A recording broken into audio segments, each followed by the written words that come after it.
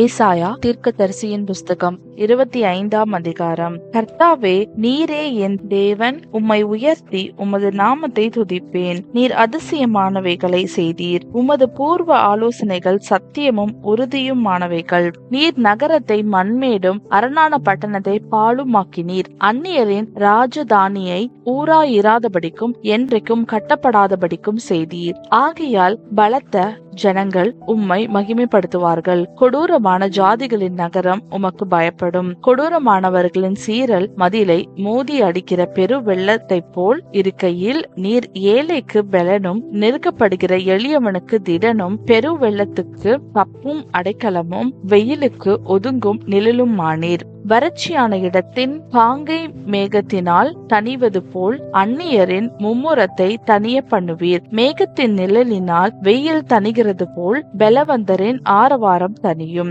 சேனைகளின் கர்த்தர் இந்த மலையிலே சகல ஜனங்களுக்கும் ஒரு விருந்தை ஆயத்தப்படுத்துவார். அது கொழுமையான பதார்த்தங்களும் பழமையான திராட்சரசமும் ஊனும் நினமுமுள்ள பதார்த்தங்களும் தெளிந்த பழமையான திராட்சரசமும் நிறைந்த விருந்தாயிருக்கும். சகல ஜனங்கள் மேல் உள்ள முக்காட்டையும் சகல ஜாதிகளையும் மூடியிருக்கிற மூடலையும் இந்த மலையிலே அகற்றி போடுவார். அவர் மரணத்தை ஜெயமாக விழுங்குவார். கர்த்தராகிய தேவன் எல்லா முகங்களிலும் இருந்து கண்ணீரை துடைத்து தமது ஜனத்தின் நிந்தையை பூமியில் இராதபடிக்கு முற்றிலும் நீக்கிவிடுவார். கர்த்தரே இதை சொன்னார். அக்காலத்திலே, இதோ இவரே நம்முடைய தேவன், இவருக்காக காத்திருந்தோம், இவர் நம்மை ரட்சிப்பார். இவரே கர்த்தர், இவருக்காக காத்திருந்தோம், இவருடைய ரட்சிப்பினால் களி கூர்ந்து மகிழ்வோம் என்று சொல்லப்படும். கர்த்தருடைய கரம் இந்த மலையிலே தங்கும். கூலம் எருக்களத்தில் மிதிக்கப்படுவது போல மோவாப் அவர் கீழ் மிதிக்கப்பட்டு போம்.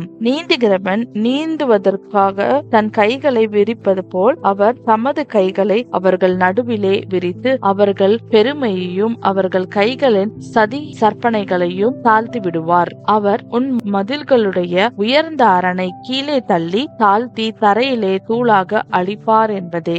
ஆமேன்.